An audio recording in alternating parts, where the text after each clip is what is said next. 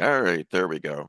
Well, we're doing this podcast at a special time and place, very special episode of Blossom.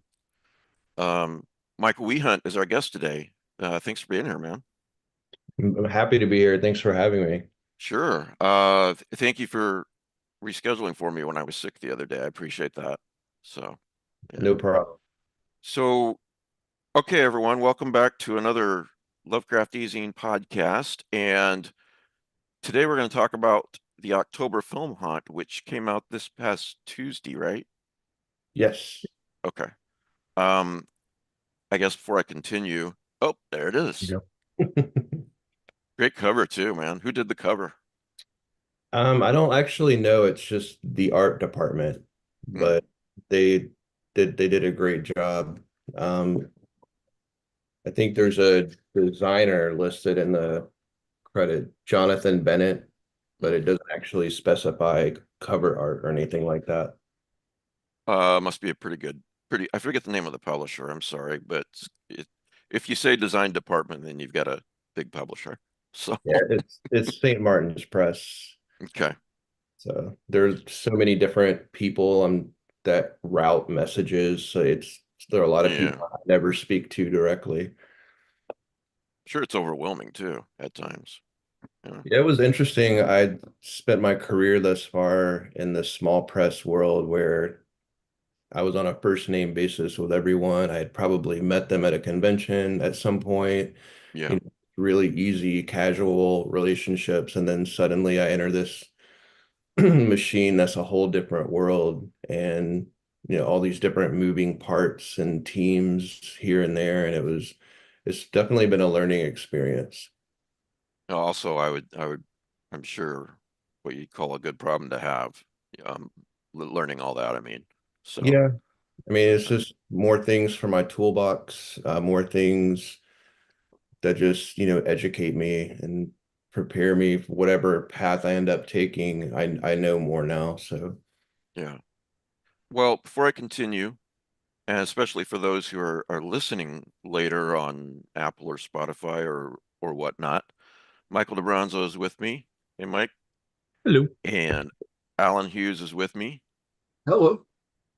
just barely because he's taking his family to Universal Studios to do the Halloween Horror Nights in a couple days. Yep. So, and if you're new, I'm Mike Davis. Um, and let's talk to Michael Wehunt. First of all, uh, Michael, for those out there who don't know who you are, would you mind telling the audience a little bit about yourself? Sure. Michael, I live in the Atlanta, Georgia area. I've lived in the state of Georgia all my life, but I grew up more in the north part of the state near the very bottom of the Appalachian Mountains. There you go, Alan. Me too. Um, so like I'm kind of from the Blue Ridge Mountains, but not really. I could see them in the distance, but I wasn't, I couldn't go hiking in my backyard or anything like that. Yeah. Um, as an author, I've been known for short stories up until now. I've got two short story collections. The first one came out way back in 2016. It's called Greener Pastures. And then in 2023, I published a second collection called The Inconsolables. And it's just, I love short stories. I'll never stop writing them, although I find a lot of trouble finding the time to write them nowadays. Hmm. The October Film Hunt's my first novel. And here I am. Yeah. The some people are of the opinion that it's easier to um, it's harder in a novel to keep the horror going, for lack of a better phrase, than it is in short stories. So, there not that this novel has that problem, it doesn't, but I've heard it said, and I think for me, short stories and novellas are just perfect for horror and weird fiction, you know. So, I agree with that. um, so yeah, this is your debut novel, man, and I have to say, um, I mean, I wanted you on the show because it's a really, really great book. Um, the well, let me read what a couple of guys we know said about it. So unique and steeped in 21st century paranoia and dread, you won't be able to read this alone at night. That's Paul Tremblay. And Stephen Graham Jones says the horror here is palpable, but the writing itself is just as scary. How can one pen have this many good lines in it? That's really great for your first book. Congratulations. Yeah, both of those. I think I was more blown away by the Stephen Graham Jones blurb because Paul was incredibly kind to blurb my first collection back when I was a complete nobody. And he's just, really great like that. Stephen expressed regret at the time and said that he was too busy. I'm sure he would have liked to as well. But so this was my first Stephen Graham Jones blurb, and he was the first one to read it and send me a blurb. And it was just, I've been floating on that for about a year now because it seems like 5 days ago, but also 17 years ago that we sent the book out to authors to read that very, very first early copy. And when he came back with it and said what he said, I was like, it started to feel real and I just couldn't believe it. Yeah. Um, yeah, it's everybody who read it is just so great. I am so grateful. Well, I'm getting a little bit ahead of myself, but I want to say that too. I highlighted a lot in the PDF you gave me, which means I really liked the book. I say that often on this show. Um, but I really have to compliment you on your ability to create some very atmospheric scenes, some very creepy imagery. Specifically, well, just a couple of examples. Kind of these, is this really happening moments, which I really love when I'm reading horror. For example, the protagonist, Jory, is in a coffee shop one day, and she sort of, if memory serves her, she sort of swerves around, and it looks like a figure was going like this and looking in the window at her. But then she thinks, no, maybe they're just reading the menu or looking at the cafe or whatnot. And another one is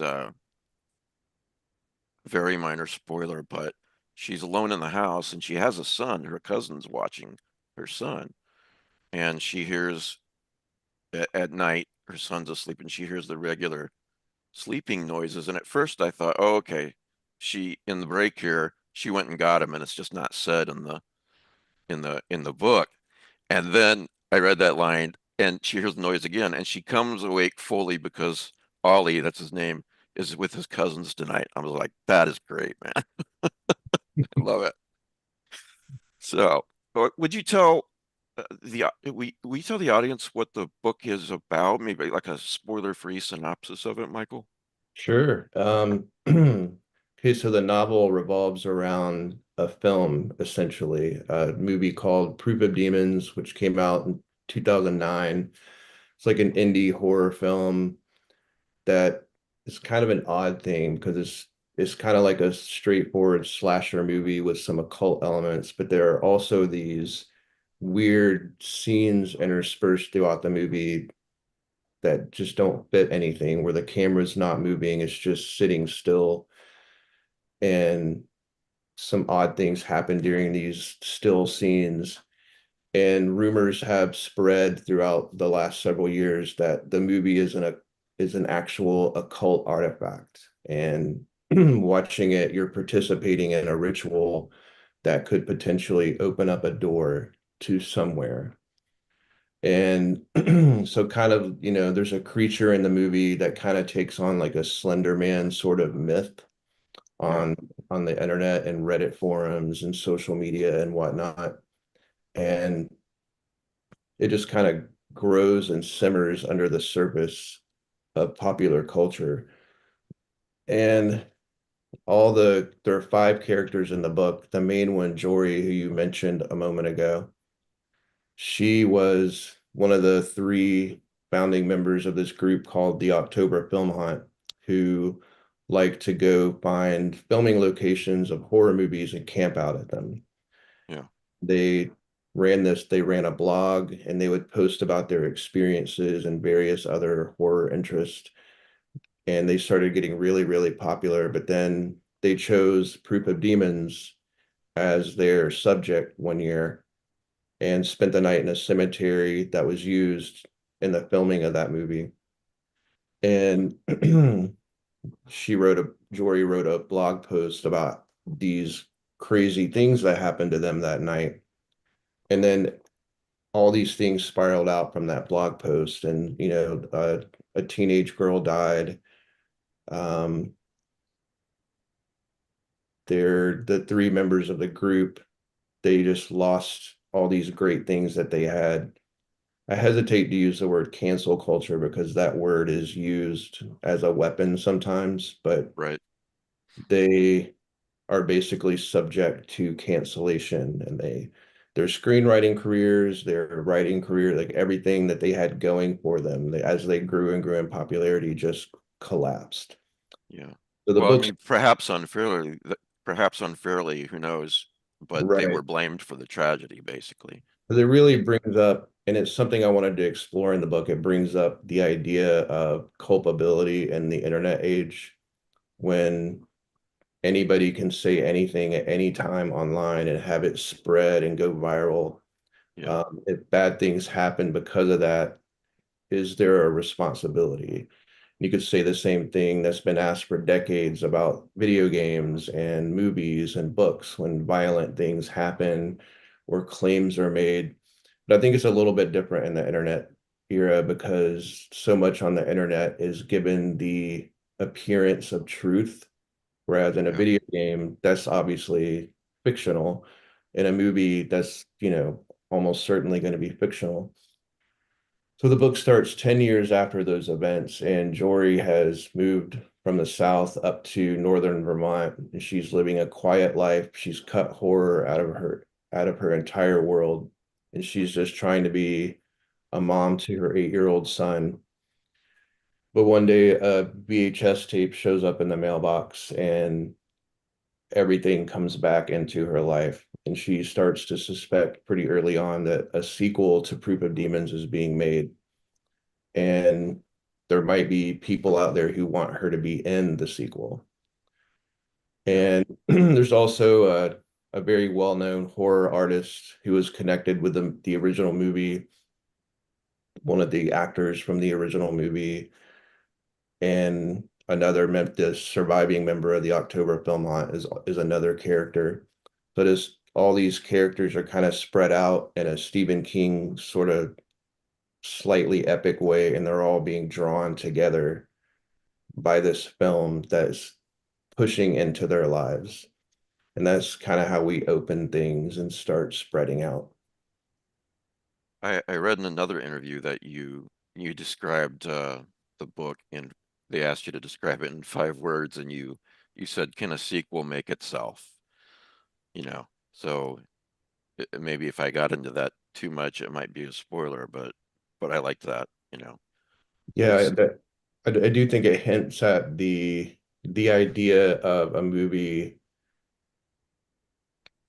in two different ways, taking on a life of its own and being able to manifest things on its own. Because one, if a movie is in and of itself a cult, then it's not just a movie.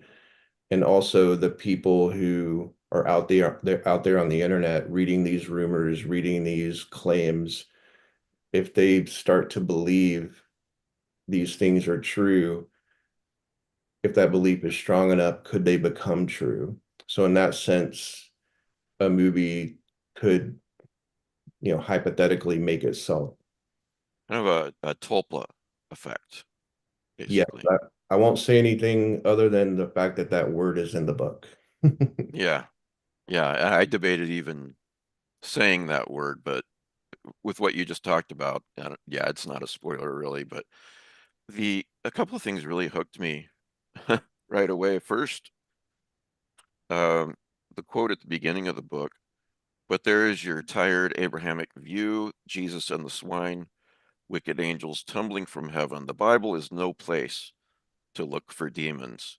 The church knows of them like a child knows, peeking from under its blanket. You may find demons with the small light in a child's room, but not with the light of Christ. And it does, in a small way, really set up what the book is about. Um, the other thing was a VHS tape in the mail. I can't resist that, you know. So so yeah. Um, oh, just if anyone out there who's read your book already, and you were talking a minute ago about,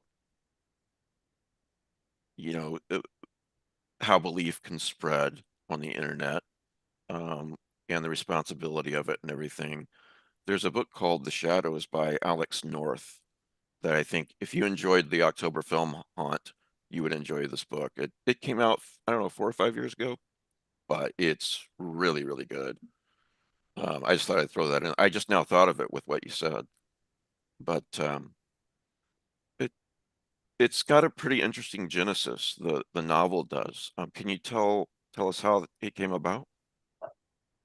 Yeah, I mean, I have to go all the way back to 2016 when Greener Right, Pastures, my first collection, came out. There's a story in that book called October Film Hunt Under the House.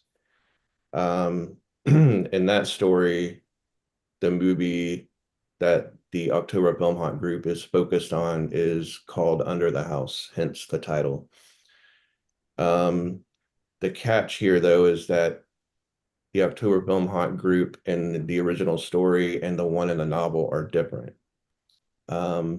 I thought about it a lot because it's like, do I want to expand the story? I decided pretty early on that I didn't want to do something like that. I didn't want to write a sequel. I wanted it to be its own very different thing that kind of folded the original story into its larger framework. So, right. um, but still, that original story was more than anything kind of an homage to the horror genre, to like found footage horror, just the fact of loving the horror genre and being a huge fan of it and just having that love for it in you where you're always chasing that feeling where you're watching a scary movie and you have that chill on your arm, just Man, I could not agree with you more, Michael, about chasing that feeling when I read, when I watch something. Yeah, and that's why these people camp out at these filming locations because they almost have this idea that filmmaking and storytelling are magic in a way, and through the act of creation, some of that magic could like seep into the land and seep into the soil. And by being there and communing with it, they can, tap into it a little bit. That's that's almost the idea there. And it almost brings in a little bit of a folk horror element in my mind. So so I had the original story, Adam Neville, who wrote, The Ritual and No One Gets Out Alive and a lot of other fantastic books. He yeah. had told me, I think 2017, that he wished it had been a novel. He really liked the story a lot, and that kind of planted a seed in my head that slowly grew. And when I was ready to write a novel and had the time to, I thought about that and I was like, well, people have people have name checked that story so many times over the years. I see it referenced online a lot. There's obviously an appetite for this story world, so I decided to just do it. And I had a lot of love for that story world too. And what more fun than to write a novel that's also a love letter to horror and a love letter to horror fans and people who are chasing that feeling. And so I started like, building it, putting it together. And I wanted it first and foremost to be a love letter to horror, but I also wanted to kind of look at the state of the world that exists online nowadays and how truth doesn't really seem to matter anymore. And we're in a post-truth era, and belief has become so almost more important than facts for a lot of people, and that really fascinated me. And I was wondering, Right. I was wondering how that could apply to like modern folklore, urban legends, that kind of thing. If someone, you brought up the word tulpa, and I'm not really gonna dig into that aspect here, but tulpa kind of revolves around that same idea. If you focus and believe in something, can it manifest? And that just really fascinated me. And that combined with how divided we are and how information is processed and transferred nowadays, it's not like any other era in our entire history on Earth. So I really wanted to like just kind of tap into that through the lens of a horror movie and an urban legend. As, as I was the reading your book, and you back it up with documentation, there's Wikipedia articles, there's this rich back narrative to it, and Reddit pages, I think, or references. It almost sounds like the social media is a modern ritual, you know, that interaction. That's a good point. Yeah. Exactly. That's kind of what I was going for. There's a in one of those interstitial articles, someone says something like, um, I think they're talking about Reddit specifically, but and creepypasta type stories, but they call them the modern day campfire, that people sit around and tell scary stories to each other. And the internet is that, but to a vast, vast scale. And so if tens of thousands of people potentially are listening to your story, it holds so much more power, and that's really interesting. And it doesn't go away. It's always there. Right. Yeah. What is truth and all that you were talking about post-truth era a minute ago I think this is slightly on a side, or maybe more than slightly, but Carl Sagan wrote a book in the 90s called The Demon Haunted World, a nonfiction book on science and how to, that science is a tool, and how he's got a chapter in there that he calls the baloney detector. And he basically teaches you how to determine if something really is truth or not.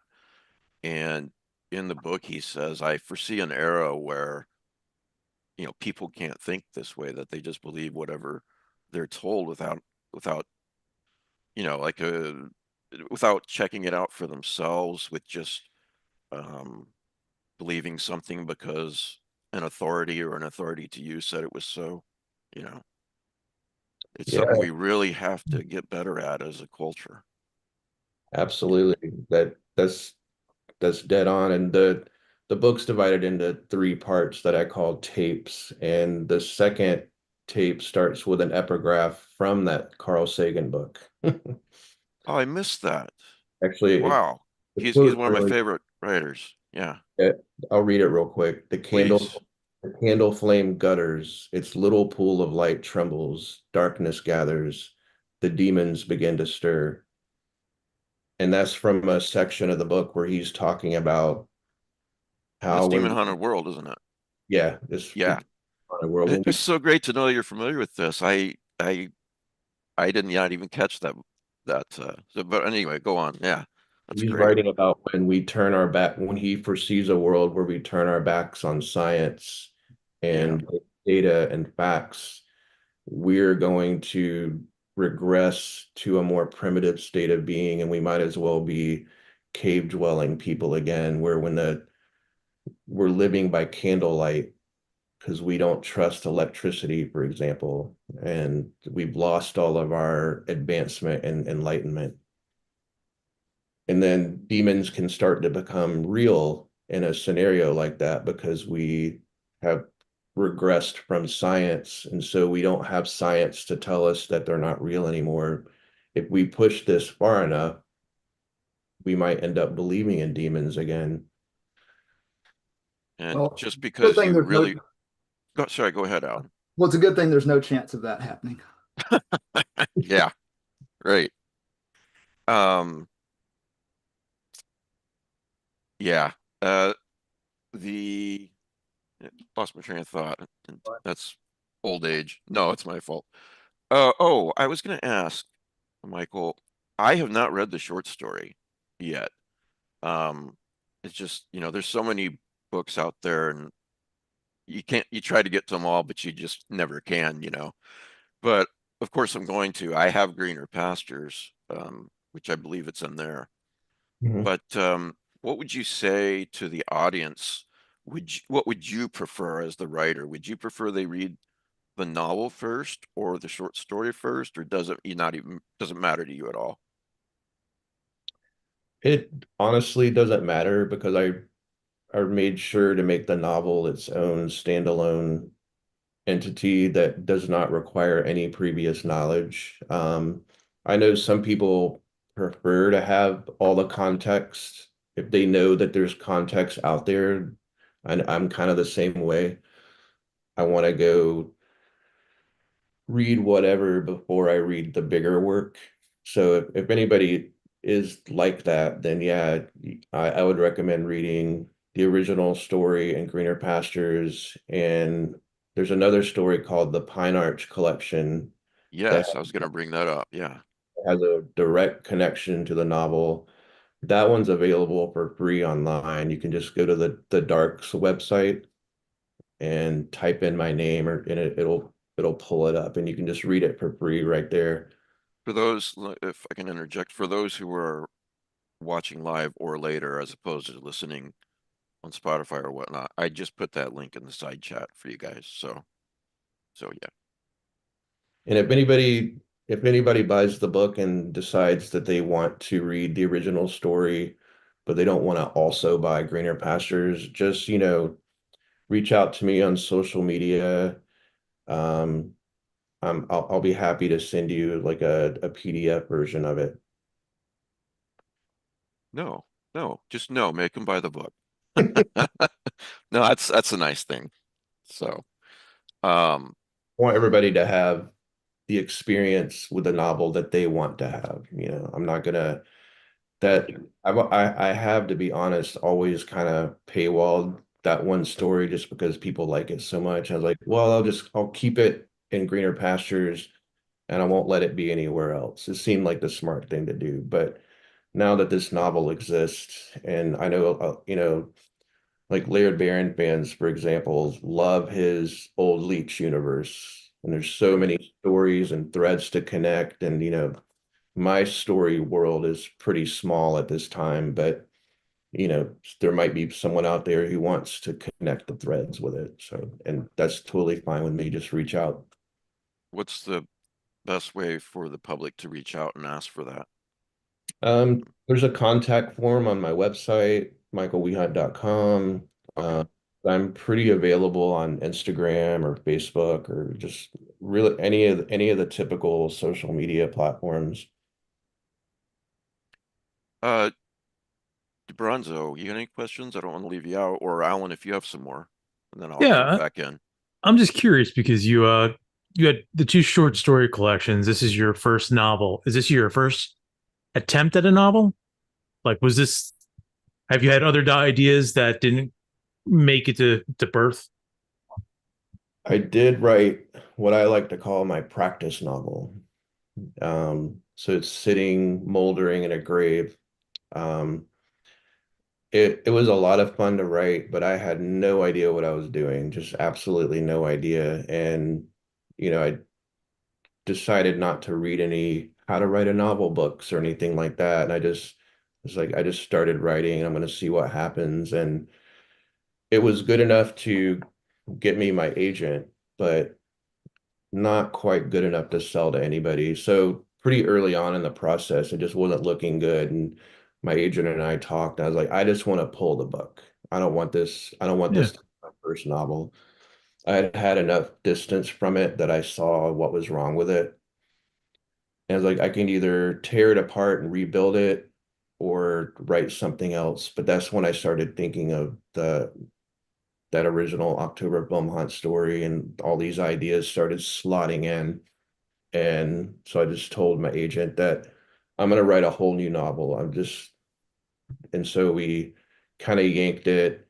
I might revisit it one day, but I kind of feel like I'm always going to have other ideas that Yeah. all louder and louder voices. So we'll see what happens. But so Well, it did its job to get you an agent though. So that's great. yeah, Yeah. I can't complain about that for sure. But it was also just really great practice. I learned so much through that failure. And I don't even think I should use the word failure, but it taught me a lot. And when I went into this book, I had a list of things to not do, as well as a list of things that I thought I should do. And it just really helped a lot. So I recommend writing a practice novel, even if you don't want it to be a practice novel at first, even if retroactively you decide to call it that. I think it's a good thing to do for all the writers out there. Yeah, that's Good solid advice. advice. Now that October Film Haunts, it's published, it's out there in the world. Oh, I'm sorry, Uh, just one. Just one oh, for I you. only get one question. Oh, okay, good. No, I'm sorry. Um, Kidding. what with your experience with writing the novel, how quick? I mean, you don't have a crystal ball or whatever, but do you see yourself doing a lot more novels, or are they just gonna mostly it's gonna be the short fiction, and every once in a while you get an idea? I'm just curious because I mean, the book's great. I really enjoyed it. Like I'm Yeah. 23 pages away from the end. I couldn't quite make it before we did this, but yeah. I mean, just what do you think you're gonna do future wise? Like, what's the next step? For me, that's a difficult question because I mentioned at the very beginning that I love short stories. Yeah, I have such a deep passion for short stories and novelettes and even novellas. Um, but there's a reality there that not nearly as many people read them. Yeah. And the way my life is structured, I have a, pretty demanding day job. I'm really big on work-life balance for mental health reasons. I can't just work 18 hours a day and sleep for 4 hours. It's just not the yeah. way it's built. And so I really have to ask myself, um, I only have so much time to write. So what's the best way to use that time? And I do want as many readers as I can get. I think that just comes with the territory of being an author. So for the most part, novels are going to be the way you get the larger number of readers. So what I would hope would be that I would, publish a novel every 12 to 18 months, something like that. And um, we're actually hoping to publish my second novel with the same publisher um, almost exactly a year after the first one. So Oh, excellent. the end of September 2026. After that, I don't know if I would be able to maintain that once a year schedule. I'll have to wait and see how it goes, but year and a half would be really great. And then when I can, I would love to write short stories, and I would love to publish a collection every, 5 years, 4 years, something like that. As I write more novels and get used to the machine of publishing, I imagine I'll get more streamlined and more fluid with all the processes, and I might be able to sneak in more short stories. But I've only written one short in the last 4 years, which feels pretty embarrassing to me, but I just haven't really had the time. But it was incredible fun. I felt so happy when I was writing that short story. That was a great week. Well, you're right. There is only so much time, especially if you have a day job, which a lot of us have to have. Build on Mike DeBronzo's first question. You were talking about your practice novel. I wanted to ask you how you approached writing the October Film Hunt because it's really intricate. you know, did you plot a lot ahead of time, or what is your method, at least for that novel? Well, I've always written my short stories just blind. I just went in and just I let them take me where they wanted to go. And I feel like that's a more enjoyable way to write because I can never read my work, so I can't judge it as a reader fully. I can't read my work for the first time, but I can get a little bit close to that by discovering things along the way. So it's kind of like I am reading it as well as writing it. But when I was writing that very first novel, the practice novel, I tried to write it the same way. I was really stubborn about it. Um, and I hit all these roadblocks and I just couldn't find my way around them. And I would just kind of bulldoze through. And so when I started the October film hunt, I told myself a lot of people call it pantsing when you just write by the seat of your pants. Mhm. So there are pantsers and there are outliners. And so I told myself, now it's time to learn how to write an outline. So I did that for the very first time and I veered off of it a lot, which I think is totally fine. I think that's probably a good thing because like in the process of writing and building the world and actually living in it, you realize that, you know, section 4 subpoint C doesn't work as well as what you're feeling right now in the moment. So Yeah. yeah, the biggest difference was outlining, and that really helped me a lot. Just knowing the skeleton of the story and how all the bones connected and where the plot was going to end up. It was a weird book to write because I never knew the ending until I started getting close to it. But I had most of the rest of the book pretty well sketched out in my head. So that was very different from the first novel, and that was the biggest difference and the biggest help. Um, but I also just, you know, when you're writing a novel, it's so different than a short story because you can experiment with a short story or even a novelette or even a shorter novella.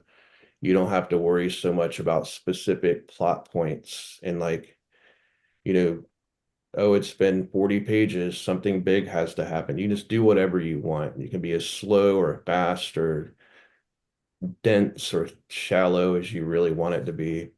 With the novel, I tried to always stay aware of the fact that, you know, readers expect us kind of a certain framework. You know, most movies are kind of written with the same framework in mind. Most modern popular novels are kind of written with the same framework in mind.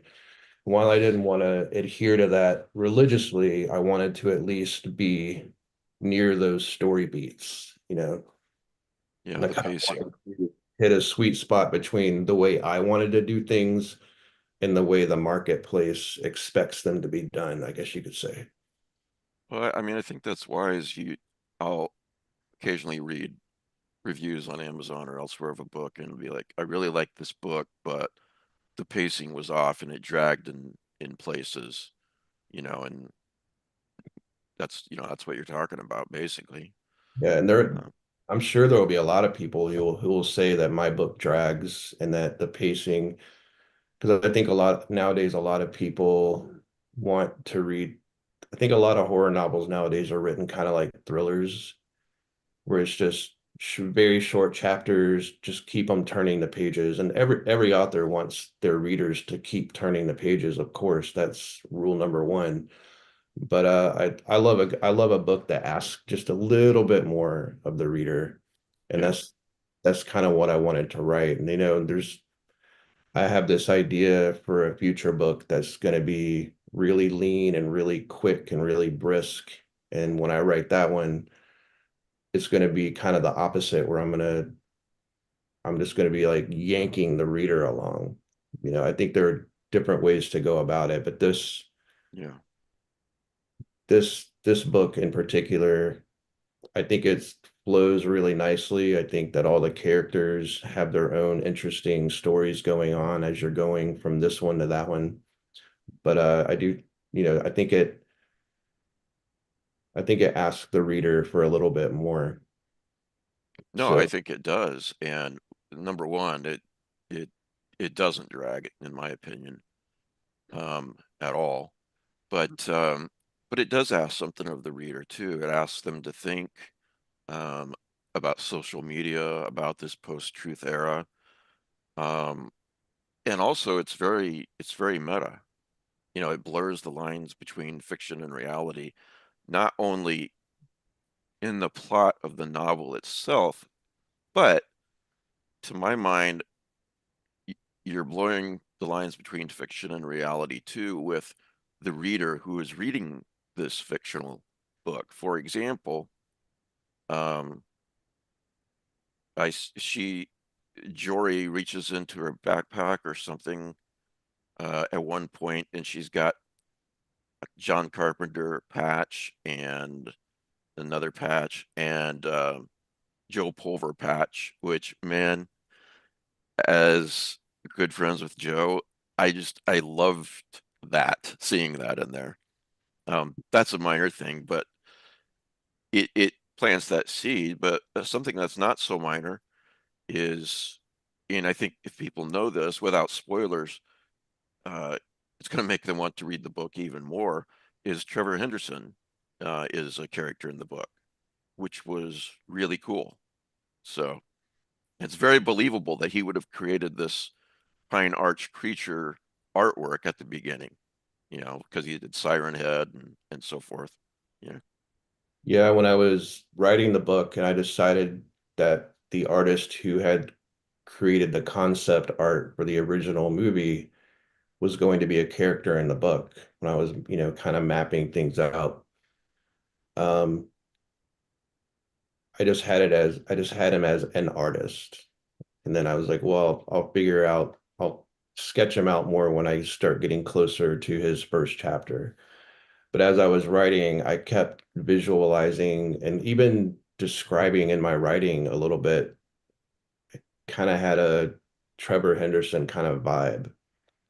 And I Right. was like, yeah, I could totally see Trevor drawing something like this. And so it kind of set in my mind.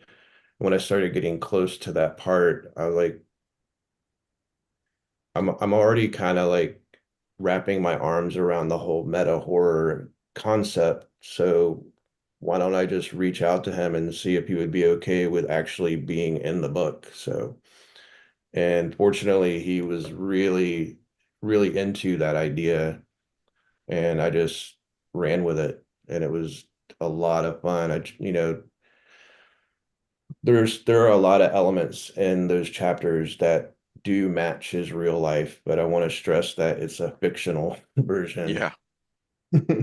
Yeah. As I was reading it, I was thinking, of course, Trevor okayed all of this, you know, and the reactions that he has in the book to some of the things that happens, and he disagrees with it. That you know, it was spot on. He's a very nice guy, so I'm not surprised he was into it, you doing it.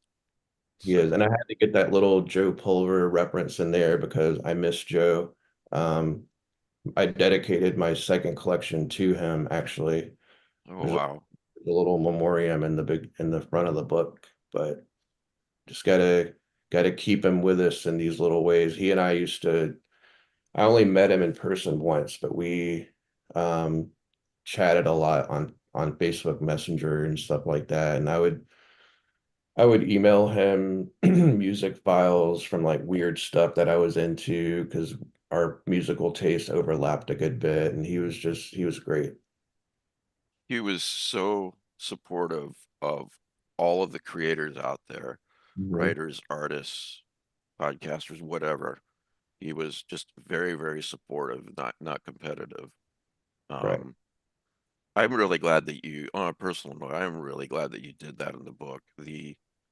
Um, I don't know if you know, but he was on this podcast until he died, and we got really, really close. And a lot of the times we would be on, it was Google Hangout back then, not Zoom, but I'd ask him something in an email, and he wouldn't answer the question. His reply would be 5 minutes, I got to get some tea. And what that meant was he wanted to video chat. So we did it like almost every day. And some days he'd be working and I'd be working and we wouldn't even be saying much. It was like we were in the same room together. So Wow, I really miss him. that's great. Yeah. I'm appreciative that you did that, Michael. Um, that's wonderful. Uh, I do want to ask, um,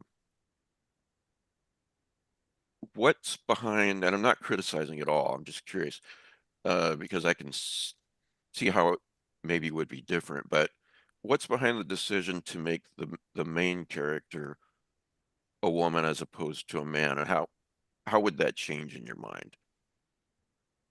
Yeah, I would, over the years, I thought a lot about that original story, and they're the four guys in the October Film Haunt group and the original story are all men.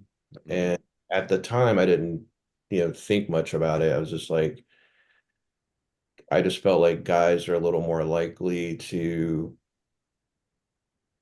be the types who would travel around the country camping out at horror movie filming locations.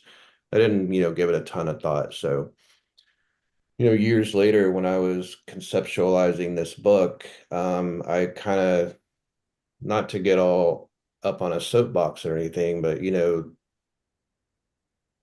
men have dominated horror fiction and horror movie making for a long time, and Yeah, in recent years that gap has started to slowly but I think surely narrow. You have a lot of women writing horror, making horror movies. I'm pretty sure more female horror directors than there have ever been by probably a wide margin. So I was turning this over in my mind and I thought, well, the way it's going to be set up is you have the original October film haunt, which kind of made me think of being a little kid and watching the second Ghostbusters cartoon, and then the other one had to put original in front of their name, or no, real, the real right. Ghost. So here I had two October Film Haunt groups. So I made Jory and Beth and Colin the original group, and then after everything blew up and turned to tragedy, they all left the horror genre. This group of men came along and they kind of picked up the name and started using it for themselves. And that just struck me as really interesting. Kind of like without trying to be too social commentary about it, I just thought it was a little way to comment on women not getting their due, Yeah, and 10 years later, Jory is largely forgotten. Beth, who's also a character in the book, and she was also in the October Film Hunt, she's up in New York doing her own thing. She doesn't really dabble in horror anymore either. And they're kind of forgotten in that world for the most part. And when they are remembered, it's because of this bad thing that happened. But it seems so crass that men would just steal the name instead of coming up with their own one. So I don't know. yeah.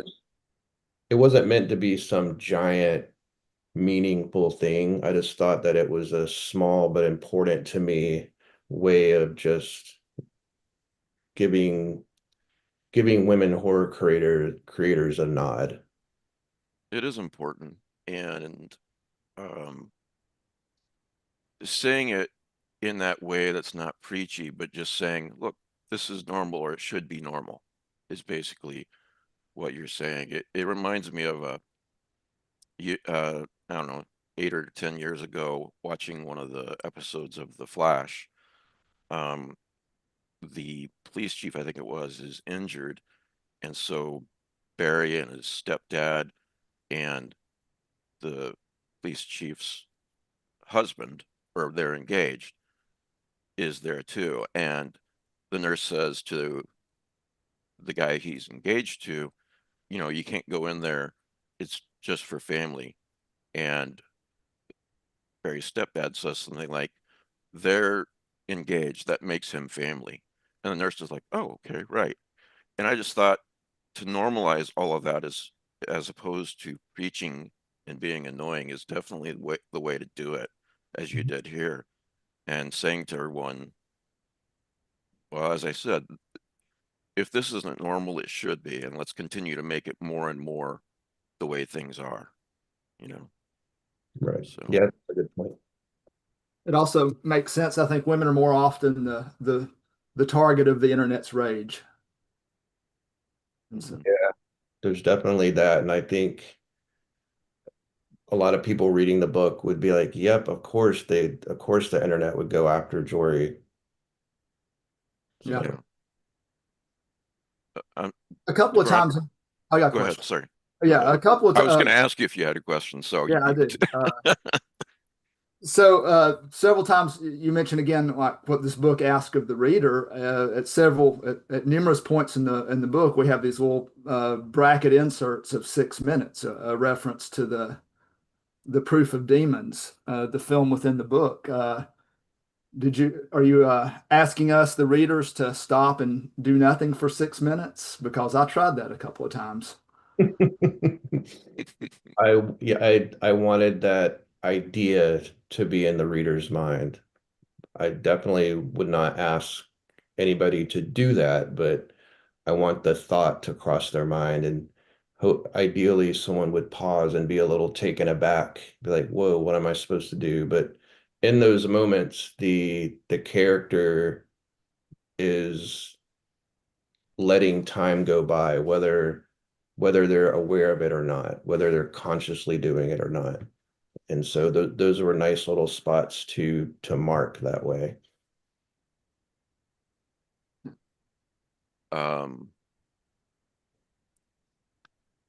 we've touched on this already, but you have a lot to say about the dangers of social media and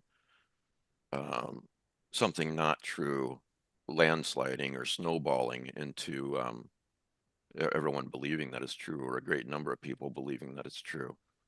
I interviewed Victor Laval a while back about his novel and the TV show The Changeling, and he has some similar points from the stance of parenting, you know, Mm. putting, and that's in the novel and the TV show as well, where they're like, you're letting them into your home when you're taking pictures of your little kid and putting them out there. He phrased it way better than that, but similar, something like that. And I noticed after that, I saw a quote by him. He says, social media gave me the privilege of learning more about people than I ever could meet in my whole life. Taken together, the internet reads like the grandest character-driven novel humanity has ever known. Not much plot, though. And you know, so there's a lot of good with social media, but there's so many dangers too that we need to be aware of. Truly.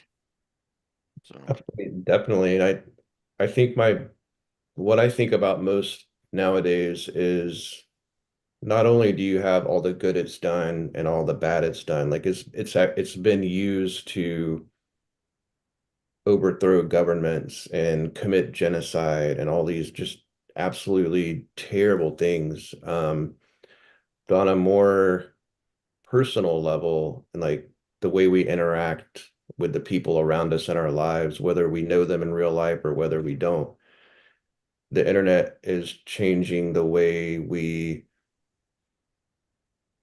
feel empathy and compassion, in some cases eroding those. I would actually say it's in danger of eroding our compassion entirely, looking ahead, yes, influence the way we fact check and what we choose to believe, and how the way our brains process the information in the first place is different. There are already studies being done that show our brains are physically changing because of social media and online discourse, and now AI is in the mix, is actually changing the physical makeup of our brains. Or, I don't Yeah. use AI for anything. I'm very against it, but those who do use AI are already starting to think differently.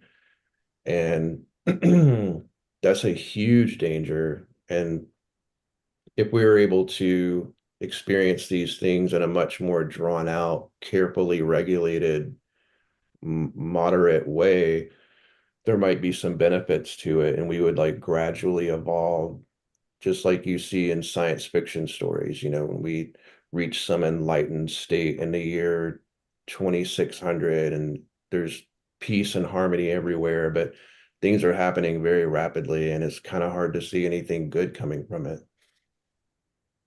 Yeah, there's a science book I'm reading, and one of the points it makes is that for 1.4 million years, the human race, that nothing changed. They had the stone axe, and no one improved on it at all, added anything to it, more tools, anything like that. 1.4 million years, and paleontologists refer to it as the 1.4 million years of boredom, some of them. But, and now today, and again, the book makes this point, we expect the iPhone to be revamped by next year, and changes are just so drastic and sudden and fast. Yeah, it's definitely changing the way we think, and there's a lot. I wouldn't have this if it wasn't for social media. There's a lot of good in social media, but it's really important to not be on social media a lot too, you know. Um, Not let the phone chirp at you when you're reading a book. Oh, someone just posted a comment on my post, that kind of thing. So attention spans are definitely dwindling. Right. So, As the kids say, we need to go out and touch grass. um, DeBronzo, Alan, you guys have any more questions for Michael? A lot I of have a my few more if questions you don't. Yeah. Michael covered when he started, so Well, it's only natural because we have three Michaels here today. yeah. I'm hedging my bet here. Uh, you know, tell us, I want you to tell the audience, if you don't mind, what about the pine arch creature? And I know we got to keep it as spoiler free as possible, but it is pretty creepy the way you describe him in the book. Just like, where did the inspiration come from? Is that what you're wanting to know? Well, a little bit of that and just what he looks like, because it's very much a Trevor Henderson sort of thing, to my mind anyway. Yeah, one of the things Trevor does that I like is it's just kind of in my horror wheelhouse is, just some mundane scene, like, and there'll be something wrong in the picture because he actually takes like real actual photographs that people send him and he Right. inserts. And that's just really cool. But just there's not much scarier in my mind than a totally normal room, but you peripherally see something and you look over and there's something standing in the corner, just in the shadows, and it's kind of shaped like a person. So I envision the pine arch creature as being, maybe 8 or 9 feet tall. People give different accounts of that. Very, very narrow, very almost column shaped and kind of hard to see. So, um, that actually changes as the book progresses, and I won't get into the reasons why, because that might give a little bit too much away. But um, I just pictured the pine arch creature and as just almost like uh, a template of something terrifying that when somebody looks over at it, it's not quite defined, it's not quite complete. And the director of Proof of Demons in the book, Elaine Enriquez, when they first contacted the Trevor character to come up with concept art, the direction was something along the lines of they wanted it to be something that looked like it had just been born, like Mm, a demonic entity that had just been born in that moment. So it's not 100% ready and fully formed. And that's just really creepy to me. And just yeah. it had sharp, cleanly drawn lines and, like, very bright red eyes. Like, all those things can be scary too, but they're just not quite as unnerving in my mind. So that's kind of where the idea came from. And some people say that its torso kind of flaps open. It's like these weird half-formed folds of skin open up, and there's like no one knows what's supposed to be on the inside, because in the original film, you don't get to see inside of it. It's just not really involved in the plot of the movie. Um, and it doesn't really have a face, but there is a face there. You just can't see it clearly. Just Yeah. all that kind of stuff. Just like it was almost like I didn't quite know what it looked like, and that's what kept it scary for me. I could not agree more. And I got that feeling reading the book. And was very happy that, it was sort of vague. And I like the word you used for it, a template of something. Um, I also want to say, and you've talked about this several times today, chasing that shivery feeling, um, and what you said a few minutes ago about there's nothing scarier to you, just being in a regular place or room, and then, oh, was there something over there just out of the corner of my eye? Um, that is that kind of scare, way more than jump scares or anything else, is always what I'm looking for when I read a horror book or watch a horror movie or TV show. I just love that. And I got that with this book as well, I wanted to say. Um, if you like that, which sounds like you said, there's a movie, if you haven't seen it, called Head Count. And it was kind of a dark horse. I thought it was kind of going to be just a B movie, which in a way it is, but it's about these kids who were vacationing in the desert. And it's, it has a lot of that, but there's this one particular scene where all the kids, when I say kids, they're college kids, have gone inside and it's dark and, it's a desert. There's nothing else around except for the house that they're in. And the protagonist, college kid, has is getting to know one of the girls there, and they're out in the hot tub together. And they're just talking, whatnot, getting to know each other. And then out in the distance, you see something just barely just looking at them that wasn't there half a second before.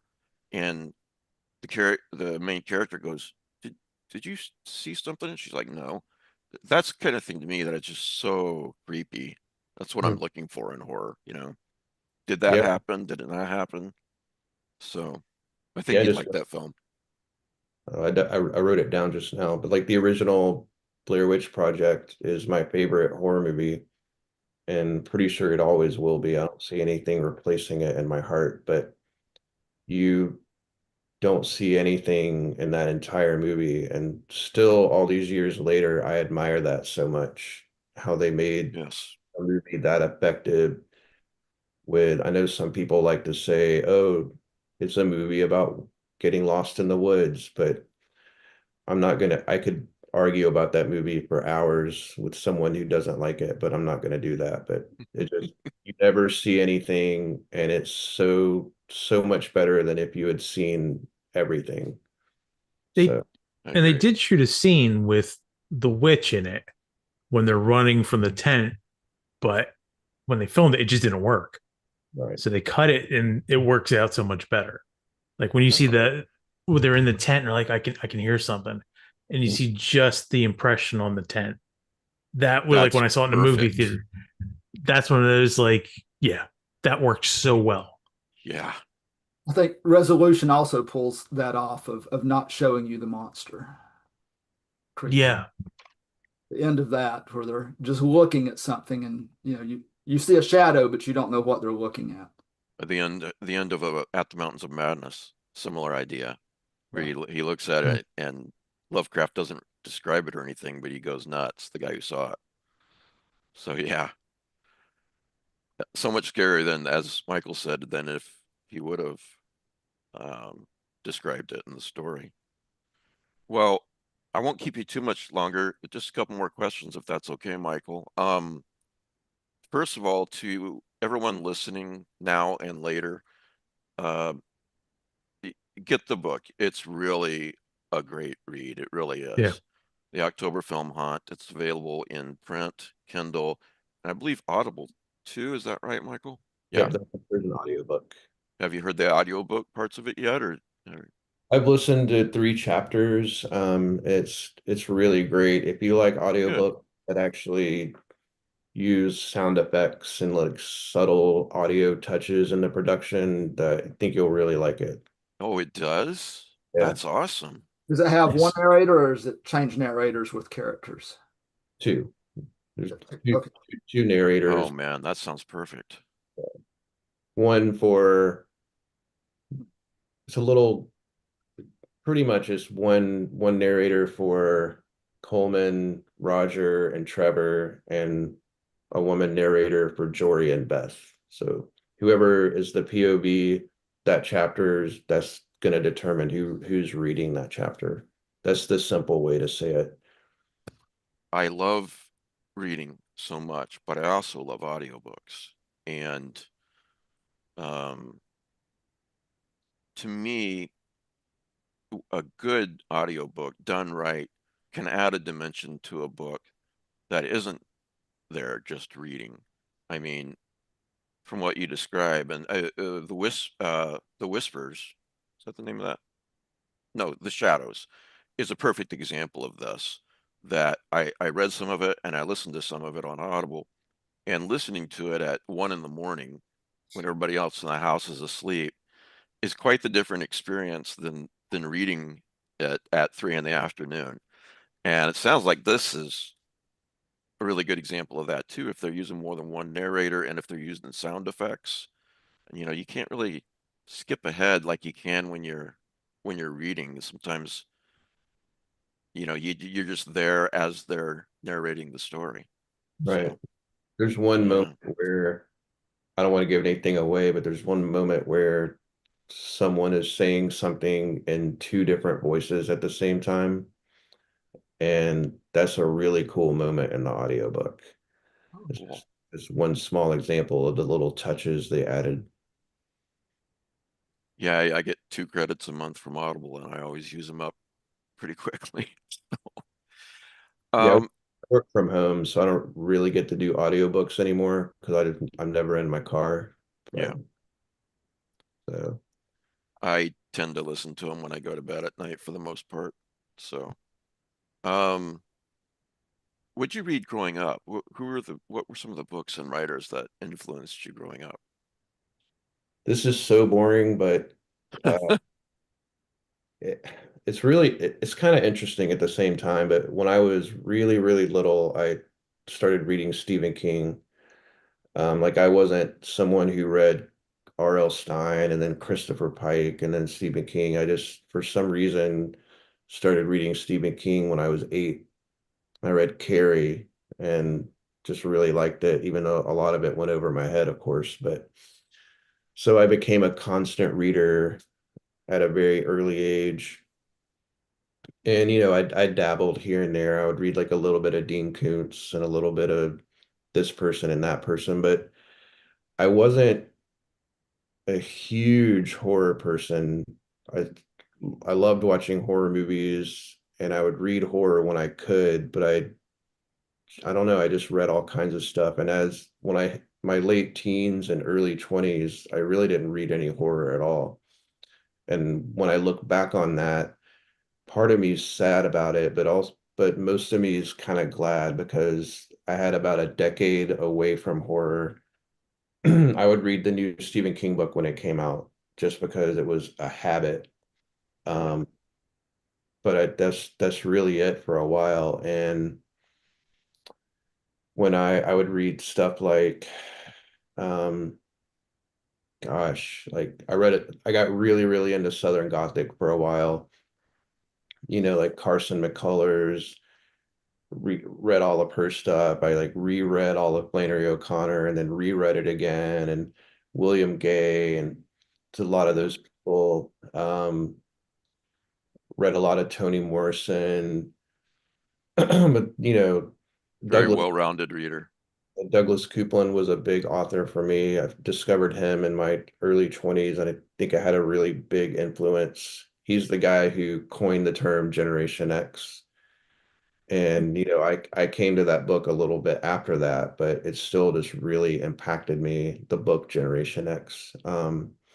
Just the fact that you could write a novel that was basically a bunch of little stories about empathy and how, so much emotion could, and even more than emotion, but just straight up earnestness. You could have the courage to be really earnest in your writing, and it was okay to do that. That made a big impact on me. Um, I went through a long poetry phase, still read poetry, but not as much as I used to. Louise Gluck and Jory Graham. That's actually where Jory got her name, the poet Jory Graham. And real quick story that some people might be interested in hearing.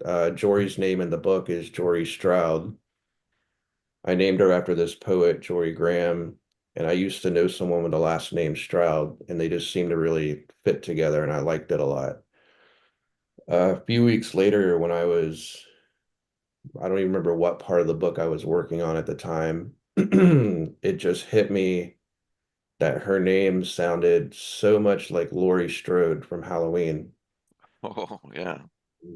I was like, that cannot be a coincidence. That had to be my subconscious talking to me. I'm convinced it was my Yeah. subconscious, because here I was writing this, you know, metafictional kind of novel with, dipping into real horror things constantly. And I have a name that basically rhymes with, one of the greatest final girls of all time. And I have these slashers in my book that are kind of inspired by Michael Myers wearing the bed sheet. There's no way that was a coincidence. I thought that was Yeah. really Yeah. but I did eventually rediscover horror, and I fell in love with it at a deeper level than I ever did when I was younger, because by then the internet was around and it was so much easier to find authors. And, I remember buying one of the early volumes of Ellen Datlow's Best Horror of the Year. That's where I discovered Laird Barron. That's where I discovered John Langan. That's where I discovered Gemma Files. And just, it was like, Ellen has introduced a lot of readers to yeah, people like authors like them and many others with her that, anthologies. that book was the first door creaking open, and then I went and bought the Imago sequence, and I bought Mr. Gaunt by John Langan, and I just started devouring horror, and that really brought old my old dream to try writing myself. It started to wake it up, and it got really hungry. And so maybe just a few months after I started discovering all these writers, and discovering there's this whole kind of ecosystem out there that I didn't know about before, it's like, I'm gonna do this myself. It's great that they inspired you to do that. Have you had a chance to read John's latest collection yet, Lost in the Dark? I am saving it as a reward when I turn in my next novel's edits, which are due in the middle of November. So I can't really read short fiction when I'm writing a novel. It like rewires my brain. It makes me want Yeah. to write short stories, which isn't good when you're writing a novel. and it almost changes the way I'm thinking about story itself. And Yeah. I might make a decision that's not too smart in the long run. So I generally have to stay away from short stories, but I have read, I'm sure I've read a few stories in John's new collection. I know I've read the title story. I really like that a lot. Yeah. Read it back when it was, Well, that's very meta too. Yeah, yes. Lost in the Dark. Every story in there is so great. But especially I think my favorite, Lost in the Dark is a big favorite, but another one is a story called Hawk, Haak. It's it's phenomenal. I mean, John really outdid himself with that one. Uh, It's an amazing, amazing story. More of well, a novella than a short story, but that's John. So, it'll motivate me to finish these edits. um, what are a couple of your favorite writers working today? Or if you, or maybe another way is, what have you read lately that you've enjoyed that you'd recommend to everyone else? Let's see. Well, I'm gonna pre-recommend the new John Langan collection, even though I haven't read it yet. Let's see. I recently read Coffin Moon by Keith Rawson because Oh I yeah, I really good. interviewed Keith like a week and a half ago. That's a great book. Yeah, it was a lot of fun. It was gritty and very 1970s, and I had a good time with it. It was a really good take on the vampire. I give him a Yeah, lot. Paul had this blurb um, that it was, if you like Lost in the Dark, the horror film Lost in the Dark, that you'll really like this. And I asked Keith about it, and he's like, "Yeah, actually, I never saw that movie until after the novel was completed." So, but it has that same vibe, you know. Yeah, it really did. Um, I read, I don't know if you know S.P. Miskowski. Oh yeah, we're good friends. I really enjoyed her new book. I didn't wasn't an official blurber of it, but I read it after when it was too late to blurb it, but I just gave her a blurb anyway. She had the publisher send me an arc. Um, Her new one, If You Knew Me, is definitely more thriller than horror, but I loved it. And a big reason why I loved it is just it has such a good villain in it. This woman, Anne, she is so mundane and small as a person, but so effective and so just she really got under my skin, and I just had a blast reading that book. It was really good. Um, Well, I'm glad you mentioned SP because the more people who know about her, the better, you know. yeah, I agree. And a lot of her earlier books are much more horror leaning and like Knock Knock and the Right. stories in this Skaloot. I don't know if I'm saying it right. Skaloot cycle. Those are really good. And I would say since we're on the Lovecraft eZine, I would say Sam Rebelline's Galloway's Gospel, which I haven't read that one. came out a few weeks ago. It is a wild and crazy cosmic horror novel.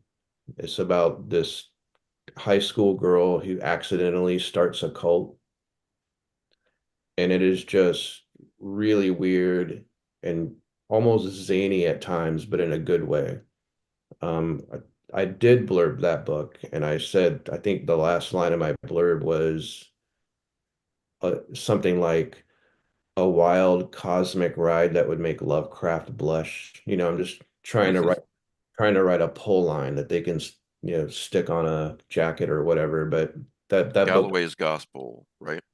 that book was a lot of fun, and he's really a writer that embraces the whole shared story world kind of mythos because almost everything he writes is set in this one um like valley basically.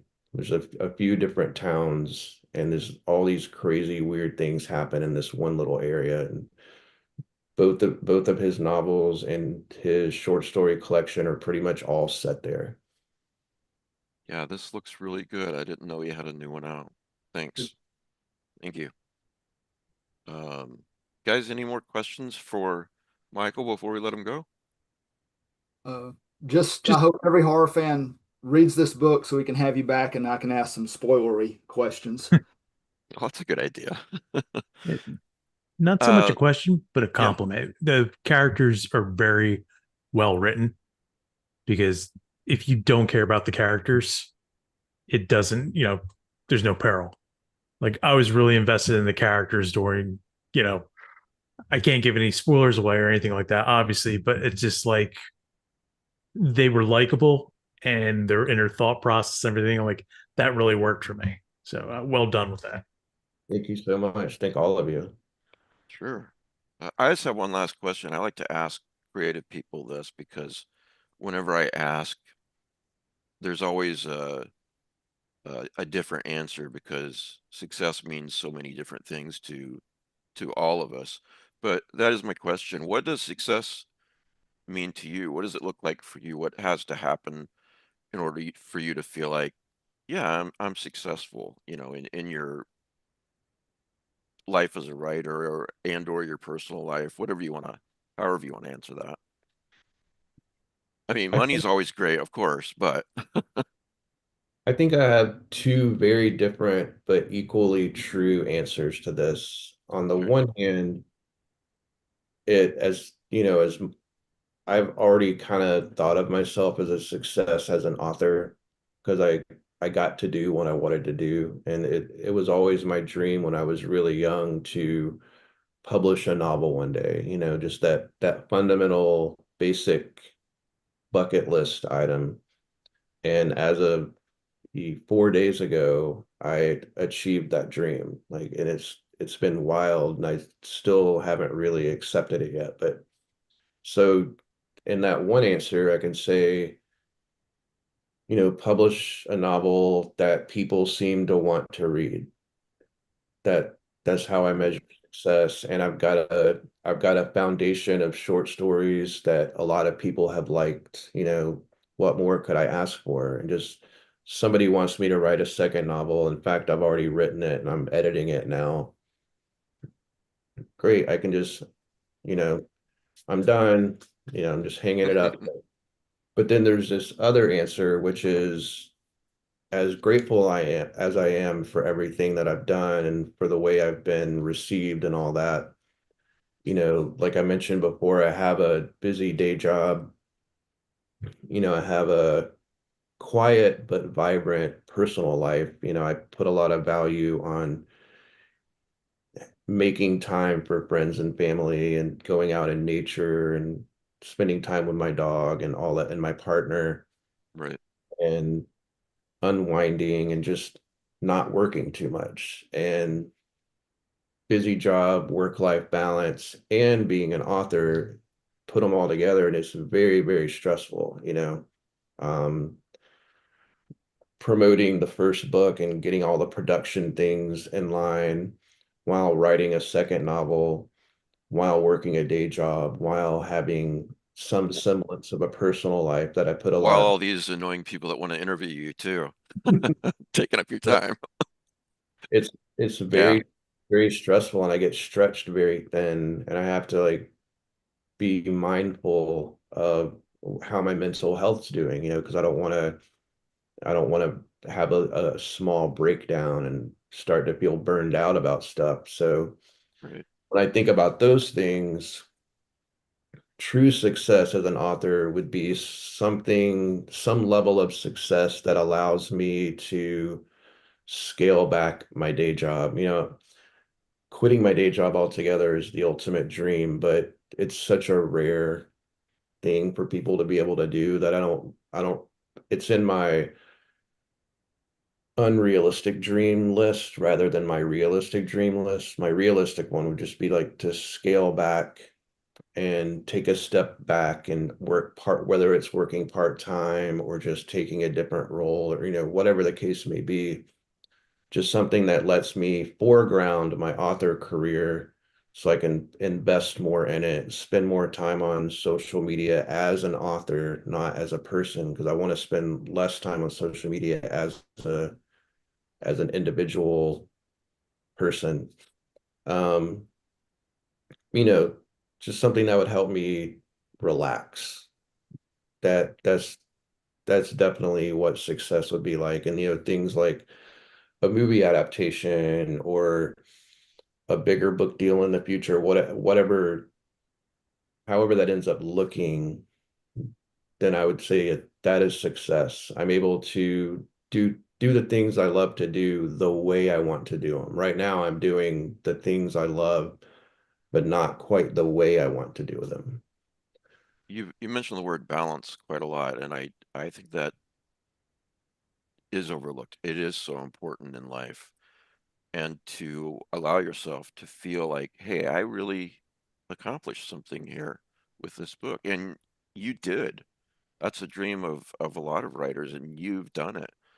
And to allow yourself to feel successful, but then recognize that, there's other successes that I can reach for. You mentioned quitting the job at some point as a quote unrealistic goal.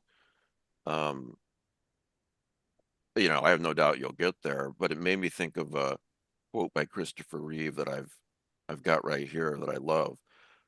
So many of our dreams at first seem impossible, then they seem improbable, and then when we summon the will, they soon become inevitable. Um, for whatever that's worth. So, I, but I would I would consider myself at the improbable stage, but I would if I get to the inevitable stage, that would be really cool. yeah. Well, thank you for doing this, Michael. I appreciate it. Yeah. That was So, my pleasure. I had a great time.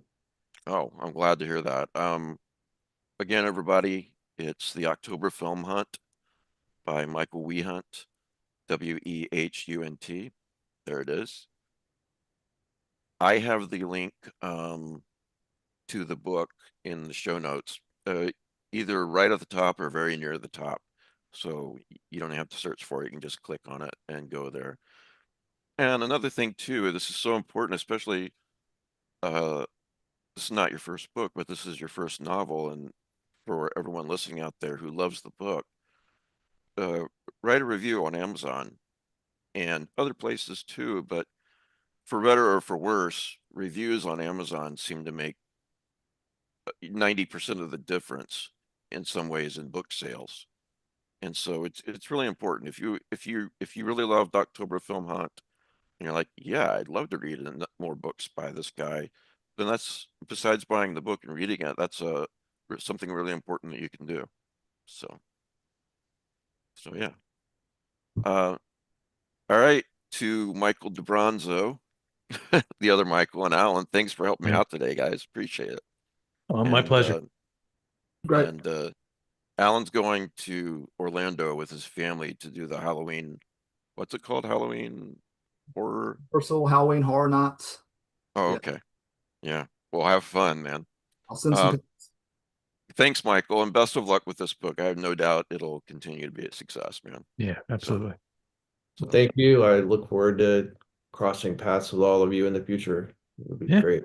yeah, oh, and just last but not least, thank you again for putting Joe Pulver's name in there. Um, It was he, almost he something I had to do. yeah, it's obvious that he meant a lot to you, so you know what it means to me to just suddenly read that without warning, in a novel. It was just it I got really choked up, so it was great. So thank you for that. That's great because it's in the book for all the people who knew him as well, more than anything. Yeah, yeah. Well, he's missed. So, all right. Thank you, Michael. Appreciate it. Enjoy the rest of your day. All right, have a good weekend.